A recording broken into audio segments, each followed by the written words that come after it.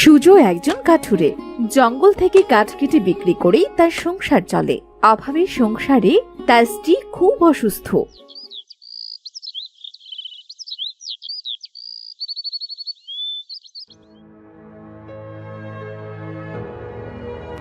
বাবা বের হলে বুঝি? হ্যাঁ রে মা, এই তো বের হব। কেন, কিছু বলবি নাকি? হ্যাঁ বাবা, মানে বলতে চাইছিলাম যে মায়ের ওষুধ তো কাল ফুরিয়ে গেছে বাবা। মা আবার বেশি অসুস্থ হয়ে পড়েছে। যদি আজ আসার সময় মায়ের ওষুধগুলো আনতে। হ্যাঁ রে মা, আনবো। কদিন ধরে হাটে তেমন কাঠ বিক্রি হচ্ছে না। কি যে করি, সংসারটারও বেহাল অবস্থা। আচ্ছা নয়না মা, তোর মাকে দেখে রাখিস, আমি আসার সময় কিছু ওষুধ আনবো ক্ষণ। এইভাবে বেশ কিছুদিন চলে গেল। সুজয়ের স্ত্রীও সুস্থ হয়ে উঠল। এইদিকে নয়না এসে তার মায়ের কাছে বায়না ধরলো কাঁঠাল খাবে বলে। মা, বাবাকে বলবে আজ আমার জন্য কাঁঠাল আনতে। আমি কাঁঠাল খেতে কতটা পছন্দ করি, হয়তো বাবা তা ভুলেই গেছে। কি হয়েছে রে মা, এমন রাগ করে কথা বলছিস কেন? কাঁঠাল খেতে কি খুব মন চেয়েছে? হ্যাঁ মা, কাঁঠাল খেতে আমার খুব ইচ্ছে করছে। রুবার বাবা একটা কাঁঠাল এনেছে, সবাইকে দিয়েছে মা, শুধু আমি ছাড়া। বলেছে আমরা গরিব, এত দামের কাঁঠাল নাকি আমাদের শূন্য নয়। নয়নার মা নয়নাকে বুকে জড়িয়ে মাথায় হাত বুলিয়ে দেয় আর বলে, মা নয়না, কারো কথায় কিছু কষ্ট পেতে হয় না। কে কোন জিনিসের যোগ্য সেটা তো একমাত্র উপরওয়ালাই জানে। আজ তোর বাবা হাট থেকে আসলে বলবো তোর জন্য একটা কাঁঠাল নিয়ে আসতে।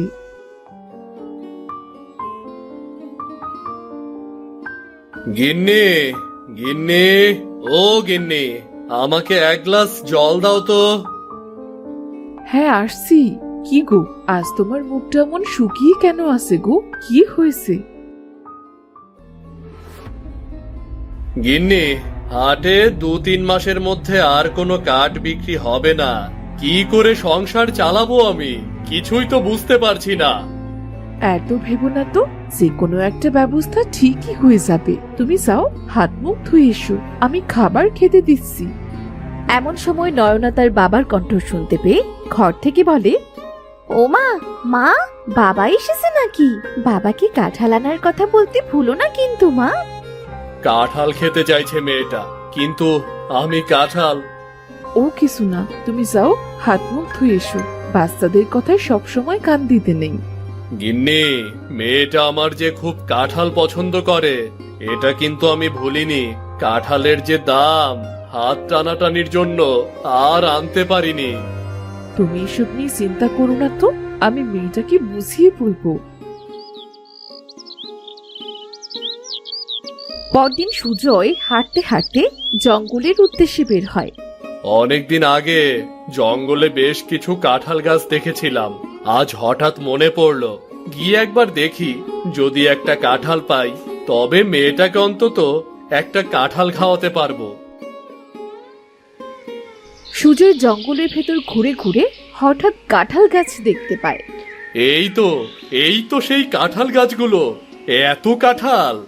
সৃষ্টিকর্তার অশেষ কৃপা, আমি তো এখান থেকে কাঁঠাল নিয়ে হাটেও বিক্রি করতে পারবো। যাই, আজ একটা কাঁঠাল নিয়ে যাই। মেয়েটা আমার কাঁঠাল দেখলে খুব খুশি হবে।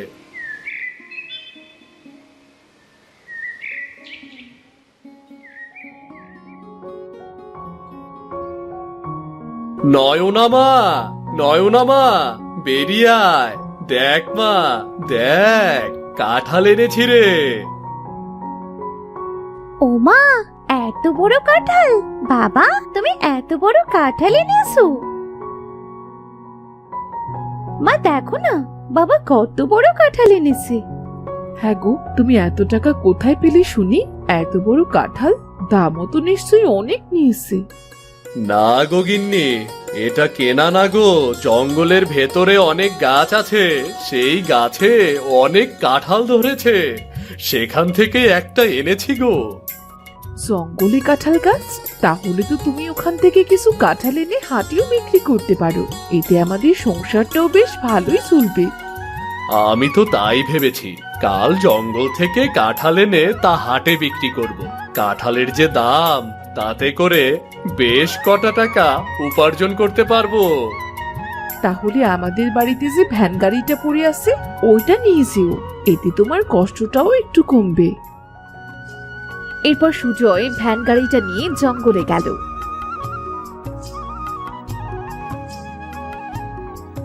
সে বেশ কিছু কাঁঠাল পেড়ে হাটে বিক্রি করতে গেল। এই কাঁঠাল, কাঁঠাল ভাই, কাঁঠাল নিয়ে যান। খুব মজার কাঁঠাল, খুবই সুস্বাদু কাঁঠাল। যে খাবেন হাত চাটতে চাটতে কাল আবার আসবেন কাঁঠাল নিতে। কাঁঠাল, কাঁঠাল নিয়ে যান, কাঁঠাল। দেখতে দেখতে সেখানে বেশ কিছু মানুষ এসে একটা একটা করে কাঁঠাল নিয়ে যায়। দাদা, আমাকে ওই কাঁঠালটা দাও। তা দাম কত দিতে হবে? দাম তো এই কাঁঠালটার দাম পুরো 6 টাকা। এই নাও টাকা। 6 টাকা তো দিলাম, তবে কাঁঠাল যেন খুব ভালো হয়, কেমন? হবে দাদা, হবে, খুব ভালো হবে। এই একটা কাঁঠাল খেলে কাল আবার আসতে হবে, বলে দিলাম। এভাবে সুজয় জঙ্গল থেকে পাকা কাঁঠাল এনে হাটে বিক্রি করে। একদিন যখন সে জঙ্গলে কাঁঠাল কাটতে গেল, এ কদিনে তো গাছের কাঁঠাল সব বিক্রি হয়ে গেল, আর আছে মাত্র 3টি গাছ। এরা 3টি গাছ একসাথে দেখতে খুব সুন্দর। আজ থেকে এ কয়দিনে 3 গাছের কাঁঠাল কেটে আমি বিক্রি করব। আমার গাছের ফলগুলো কেটো না, খুব ব্যথা পাবো যে। দয়া করো, আমার সন্তানদের উপর দয়া করো। এভাবে মায়া কান্না করছে কে? কোথা থেকে আসছে এই কান্নার শব্দ? আমি গো কাঠুরে, আমি কাঁঠাল গাছ গো। দয়া করে আমায় কেটো না, আমাদের দয়া করো কাঠুরে। ও মা, কাঁঠাল গাছ আবার কথা বলতে পারছে? কিন্তু এটা কিভাবে সম্ভব? আমি কি এগুলো সত্যি দেখছি নাকি? হ্যাঁ গো, সব সত্যি। আমার সাথে এই দুটো কাঁঠাল গাছ দেখছো, এরা আমার সন্তান। আমি মায়াবী রাজ্যের মায়াবী কাঁঠাল গাছ। আমি যখন খুব ছোট্ট ছিলাম, তখন একটা পাখি ভুল করে আমার মুখে করে এই জঙ্গলে ফেলে যায়, আর তখন থেকে আমি এখানেই আছি। ও আচ্ছা, ঠিক আছে। মায়াবী কাঁঠাল গাছ, আমি তোমাদের থেকে কোনো কাঁঠাল কাটবো না। তোমাদের কষ্ট দিয়ে তোমাদের থেকে কোনো ফল আমি নিতে চাই না। কাঁঠাল গাছ জাদু করে একটা ছোট্ট সোনার কাঁঠাল দিয়ে বলে, তুমি খুব ভালো গো কাঠুরে, তোমার ব্যবহারে আমি খুবই সন্তুষ্ট হয়েছি। এটা মায়াবী রাজ্যের মায়াবী কাঁঠাল। তুমি রোজ রাতে চাঁদের আলোয় এই কাঁঠালটি রাখলে আকাশ থেকে কাঁঠালের বৃষ্টি নামবে। তোমায় কাঁঠাল নিতে কষ্ট করে আর জঙ্গলে আসতে হবে না। কাঁঠালের বৃষ্টি? কাঁঠালের আবার বৃষ্টি হয় নাকি? হ্যাঁ গো কাঠুরে, হ্যাঁ। মায়াবী জিনিসের সবকিছু সম্ভব। আজ তুমি বাড়ি ফিরে যাও, এতেই তোমার সকল জিনিসের অভাব পূরণ হবে। সুজয় খুশি মনে জঙ্গল পেরিয়ে রাস্তা দিয়ে হাঁটতে হাঁটতে বাড়ি ফিরে এলো। কি গো, তোমার আবার কি হলো? মনটা আজ এত খুশি খুশি লাগছে যে? আজ কি কাঁঠাল বেশি বিক্রি হলো? না গো গিন্নি, আজ যে আমার সব থেকে খুশির দিন। শুধু রাত হবার অপেক্ষা করতে হবে। রাত হবার অপেক্ষা করতে হবে মানে? শোনো তাহলে। হোমা, সত্যি বলছো? আমাদের বাড়িতে কাঁঠাল বৃষ্টি হবে? রাত হবার তো আর কিছু সময় বাকি, তারপরই দেখা যাবে কাঁঠালের বৃষ্টি। বিকেল গড়িয়ে সন্ধে হলো, আকাশে চাঁদের আলো দেখা গেল। তখন সুজয় ও তার স্ত্রী ও মেয়ে এসে উঠোনে দাঁড়ালো। সেখানে সোনার কাঁঠালটি রাখতে চাঁদের আলোয় উজ্জ্বল রশ্মি মিলিত হয়ে নামতে লাগলো কাঁঠালের বৃষ্টি। মা গো মা, কি চমৎকার কাঁঠালের বৃষ্টি! কখনো গল্পেও শুনিনি, আজ তা নিজেই চোখে দেখছি। কাঁঠালের বৃষ্টি, এবার তোমরা থেমে যাও। আজ আমার আর কাঁঠালের প্রয়োজন নেই। ওগো, এত কাঁঠাল একদিনে সব বিক্রি হবে তো? হবে গিন্নি, হবে। যদি আমাদের হাটে এত কাঁঠাল বিক্রি না হয় তবে আশেপাশের হাটগুলোতে নিয়ে যাব, ঠিক হয়ে যাবে গিন্নি।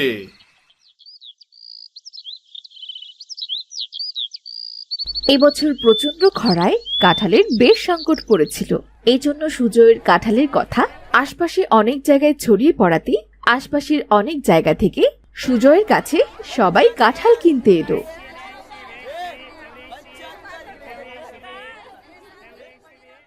বুঝেছো গিন্নি, আমি কখনো কল্পনাও করতে পারিনি যে আমার কাছে এত কাঁঠাল থাকবে, সেই কাঁঠাল বিক্রি করে আমি এত টাকা পাবো। সবই সৃষ্টিকর্তার কৃপা, বুঝেছো?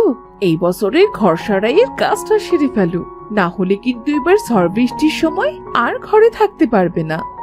হ্যাঁ হ্যাঁ, ঠিক আছে। সারা বছর এমন ভাবে যদি কাঁঠাল বিক্রি হয় তবে একেবারে একখানা বড় বাড়ি করব, আমার মেয়ের ইচ্ছেটাও পূর্ণ হবে। সেদিন রাতে যখন সুজয়ের উঠোনে কাঁঠালের বৃষ্টি হচ্ছিল, তখন তাদের বাড়ির পাশ দিয়ে যাচ্ছিল তাদের প্রতিবেশী প্রীতম। এটা কিভাবে সম্ভব? সুজয়ের বাড়িতে কাঁঠালের বৃষ্টি হচ্ছে? এই সোনার কাঁঠাল আর চাঁদের কি সম্পর্ক? এমন উজ্জ্বল আলো বের হচ্ছে আর আকাশ থেকে কাঁঠালের বৃষ্টি হচ্ছে। কাঁঠালের বৃষ্টি, এবার তোমরা থেমে যাও। আজ আমার আর কাঁঠালের প্রয়োজন নেই। এবার বুঝেছি এই সুজয় প্রতিদিন এত কাঁঠাল কোথায় পায়। যাদের নুন আনতে পান্তা ফুরাতো তারা কিনা এখন এত ভাবে চলে। দাঁড়া, আজ রাতেই আমি এই সোনার কাঁঠাল সুজয়ের বাড়ি থেকে চুরি করব। সেই রাতে সবাই যখন ঘুমিয়ে পড়ল, প্রীতম চুপি চুপি সুজয়ের ঘরে গিয়ে সোনার কাঁঠালটি চুরি করে বাইরে আনতেই চাঁদের আলো ও সোনার কাঁঠালের উজ্জ্বল আলোয় আকাশ থেকে বড় বড় কাঁঠালের দৈত্য নামতে লাগলো আর প্রীতমের দিকে এগিয়ে আসতে লাগলো।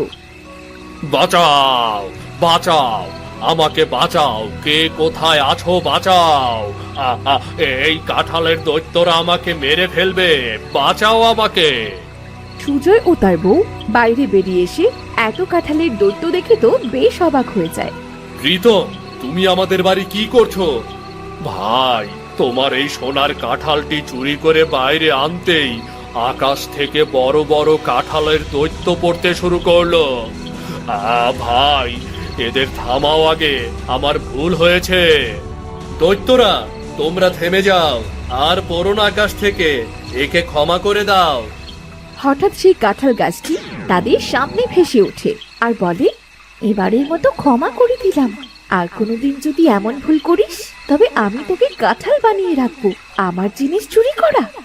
না না, আমার ভুল হয়েছে, আমি আর কখনো চুরি করব না।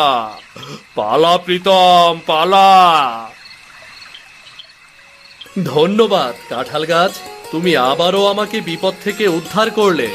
তুমি আমার জীবন দান করেছো, আর সামান্য এই বিপদ থেকে তোমায় উদ্ধার করতে পারবো না?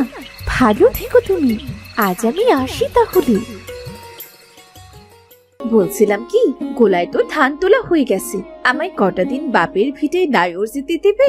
দাদিমার তো বয়স হয়ে গিয়েছে, তাকে দেখার জন্য যে মনটা বড্ড পোড়ায়।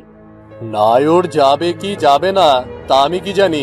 আমার বাবাকে জিজ্ঞেস করো, তিনি যেতে বললে চলে যাও। খাওয়ার সময় আমার এত কথা ভালো লাগে না। দাও, 2 হাতা ভাত দাও। তোমার বাবা তো দুর্গায় গেছেন সওদার কাছে, আমি তার আগেই ফিরে আসবো। আসলে কাল রাতে দাদিমাকে নিয়ে একটা খারাপ স্বপ্ন দেখেছিলাম, তাই মনটা আর কিছুতেই মানছে না। বয়স হয়েছে, কোনো একদিন চলে যাবে। এত এত কথার কি আছে বুঝি না। বেশি কথা বললে একদম বাপের বাড়ি দিয়ে আসবো। শান্তিতে 2টো ভাত দেবে তাও না, যত সব। তোমায় চিংড়ির ডিমের ঝোল দেবো? ইয়াক, ওসব আমি খাই না, মাংস দাও। কি সব যে রান্না করো না, না দেখতে ভালো না খেতে ভালো। রান্নার সময় মন থাকে কোথায় তোমার? শোনো, এখানে কিন্তু তোমাকে রান্না করার জন্যই আনা হয়েছে। শুধু রান্না? তাছাড়া আর ঘরের বউয়ের কাজ কি? এত কথা না বলে দাও, মাংস দাও। বাড়িতে কেউ আছেন? কে? আপনাকে তো আগে দেখিনি। না বলে কয়ে ভেতর বাড়িতে কেন এসেছেন? আসলে দরজাটা খোলাই ছিল তো, তাই এলাম। আমি হাবলু, নবনীর বাবার গ্রামের লোক। ওর দাদিমা ওর খবর নিতে পাঠিয়েছে। তা এত বড় বাড়ির যখন বউ হয়ে এসেছে তখন ভালোই আছে, জনে জনে এত খবর পাঠানোর কি আছে? আসলে নবনীর ঠাকুমার শরীরটা ভালো নেই। আগের মতো হোটেলটাও খুলতে পারেন না। কোনো মতে দিন কাটতেছে। নবনীকে একবার নায়র নিতে চাই, যদি অনুমতি দেন তো। নবনী কি কবিরাজ নাকি বদ্যি? গেলেই বুড়ির শরীরটা ভালো হয়ে যাবে। এখন ওসব নায়র হবে না। আপনি নিশ্চয়ই খেয়ে এসেছেন, নয়তো ঘরে গিয়ে খাবেন। এখন দয়া করে আসুন। আমি গিয়ে তবে কি বলবো? আচ্ছা বেয়াক্কেলে লোক তো আপনি। বললাম না নায়র হবে না। বেশি লোক পাঠালে এক্কেবারে বাপের ভিটেতে বসিয়ে দিয়ে আসবো। আড়ালে দাঁড়িয়ে সব শুনল নবনী। তার স্বামীর কথার পরে কথা বলার জোর নেই তার। হাবুল মুখ শুকনো করে বাড়ি ফিরে গেল। নবনীও খুব কাঁদল। হায় বিধাতা, জন্মের সময় তো মা বাবাকে নিয়ে গিয়েছো, হাসি এক দাদিমা, তাকেই অভাগী শূন্যে ফেলেছিও, নয়তো আমি ছায়া পাবো কোথায়? কয়েকদিন পর। আহ, আর যে পারছি না। তোমার হাতে কি জোর নেই? জোরে তেল মালিশ করো। করছি তো, তুমি একটু চুপটি করে শুয়ে থাকো। আমার মনে হয় কবিরাজের এই তেলে কিচ্ছু হবে না। কবিরাজকে ডেকে আনতে হবে। তোর সাহস তো কম নয়। আমার শোবার ঘরে তুই পরপুরুষ ঢোকাবি? ওরে, আমার তো মান সম্মান আছে, তাই না? তাই বলে এত কষ্ট পাচ্ছ? এদিকে যে রাতও বাড়ছে, যদি বাড়াবাড়ি কিছু হয়ে যায়। একটিবার হরি কাকাকে বলে দেখি। চুপ কর বেয়াদব। এই জন্যে ঘরের মেয়েকে বউ করে ঘরে আনতে চাইনি। যা দূর হ। আমি তোর মুখ দেখতে চাই না। আমি তোকে ত্যাগ করলাম। না, এ তুমি কি বলছো? তুমি তোমার কথা ফিরিয়ে নাও। ও কি কথা কইছো না কেন? হরি কাকা, হরি কাকা। বৌঠা আমায় ডেকেছেন? দেখো না হরি কাকা, উনি সাড়া দিচ্ছেন না। কি করবো এবার আমি? হায় হায় গো, আপনার যে কপাল পুড়েছে বৌঠান। দাদা বাবু যে আর নেই। হায় হায় গো, এ কি সর্বনাশ হলো গো। হায় বিধাতা, কেন আমায় এত বড় শাস্তি দিলে? এবার এবার আমি কোথায় যাব? কয়েকদিন পর। আমাকে ডেকেছেন বৌঠান? এ ভিটিতে আর থাকা গেল না হরি কাকা। আমায় আমার গ্রামে দিয়ে আসবে। দাদিমা কতবার নায়র নিতে লোক পাঠালো, তখন তো যেতে পারিনি। তবে এবার সে যেতেই হবে হরি কাকা। তুমি আমার সে অনেক বড়। আমি আমার জমানো কটা টাকা আর গয়না ছাড়ার সাথে কিচ্ছু নিচ্ছি না। তুমি দেখে নিতে পারো। আর যদি ভুল করে থাকি তবে আমায় ক্ষমা করে দিও কাকা। এসব কি বলছেন বৌঠান? আপনি মালিক, আমি কাজের লোক। তবে আপনি বলুন কবে যেতে চান, আমি গিয়ে আপনাকে পৌঁছে দিয়ে আসবো বৌঠান। না হরি কাকা, আমি একাই যেতে পারবো। তুমি শুধু একটা গরুর গাড়ি রেখে দাও। লাল শাড়িতে এসেছিলাম, আর আজ সাদা শাড়িতে একা একা মুখ লুকিয়ে যেতে হচ্ছে। এসে বড্ড লজ্জার। আমি এখনই গারওয়ান ডেকে দিচ্ছি। আপনি সবকিছু বাধাবাধি করে নিন।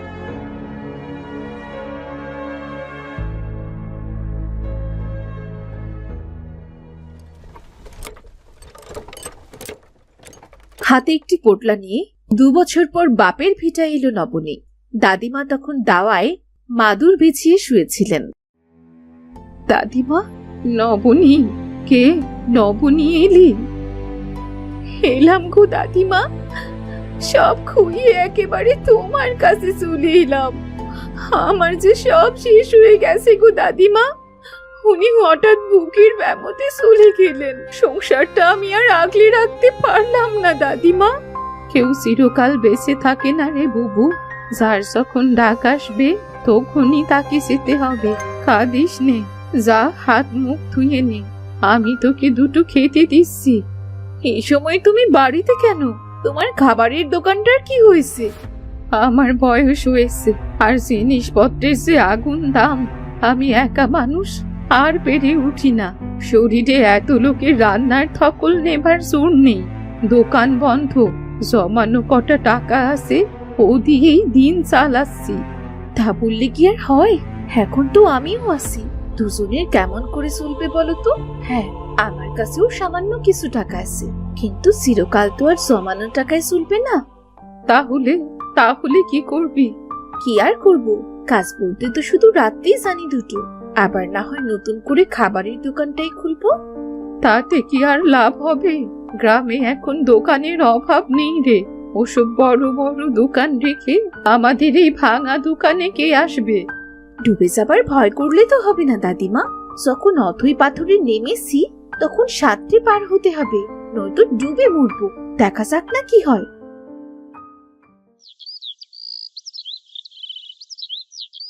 পরদিন।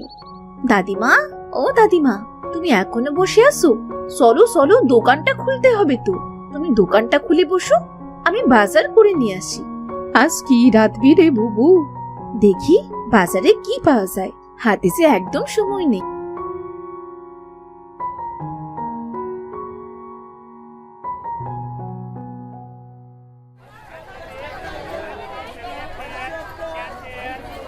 নবনী বেশ দেখে বাজার করে নিয়ে এলো।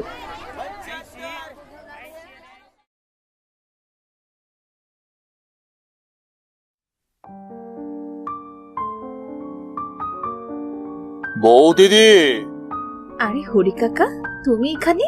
এসো এসো, বসো। আমাকে একটা কাজ দিতে পারবে বউ দিদি? ও বাড়িতে আমার আর কোনো দরকার নেই। বড় বাবু সব মারা গেলেন, মেজ দাদা সব নিজের করে নিয়েছে। আমি এখন কোথায় যাব বউ দিদি? কোনো ব্যাপার না হরি কাকা, আমাদের দুমুঠো ডাল ভাত জুটলে তোমারও জুটে যাবে। এখন বসো দেখি, হাতে হাতে আমায় সাহায্য করো। আজ কি এনেছিস বুবু? বাজারে ভালো এসুর উঠেছে, আজ এসুর চিংড়ি রাখবো, আর চিংড়ির ডিম ঝোল করবো, সাথে গরম ভাত আর ডাল আর কাঁচা আমের চাটনি। বাহ, এত আয়োজন! কিন্তু কেউ কি খেতে আসবে রে বুবু? দেখোই না কি হয়, চিংড়ি ডিমের ঝোল খেতে দূর গা থেকেও লোক আসবে। তাই যেন হয় রে বুবু, তোর যেন এই দোকান থেকেই দিন কেটে যায়। হরি আর নবনী মিলে খুব যত্ন করে সব রান্না করলো, আর খদ্দেরের জন্য অপেক্ষা করতে লাগলো। বউ দিদি, কেউ তো এলো না, কি করবে এবার? আমার মনে হয় সবাইকে ডাকতে হবে, না ডাকলে ওরা বুঝবে কেমন করে? ও হরি, তুই বরং হাক ডাক কর বাবা। সেই ভালো খুড়িমা, আমি বরং ডেকে দেখি। আসুন আসুন, খেয়ে যান। পেট ভরলেও এই খাবার খেয়ে কিন্তু মন ভরবে না। সুস্বাদু খাবার, খেয়ে যান। ঘরের খাবার খেয়ে যান। আসুন আসুন, চিংড়ির ডিমের ঝোল দিয়ে মজা করে খান। এচোর চিংড়িও চেকে দেখুন। আসুন আসুন, আয়েশ করে খান আমের চাটনি। আসুন আসুন। আমার মনে হয় এসবই হবে না, লোকেরা কি খেতে চায় তা বুঝেই আমাদের রান্না করা উচিত। তা বলি এত যত্ন করে তৈরি করা খাবার নষ্ট হবে? কেউ তো এলো না। খুড়িমা, ও খুড়িমা, তুমি আবার দোকানটা খুলেছ? যাক, এবার দুটো মায়ের হাতের মতো রান্না করা মজার মজার খাবার খেতে পারবো। আমি না রে বাবা, নবনী এসেছে, সেই সব কিছু করেছে।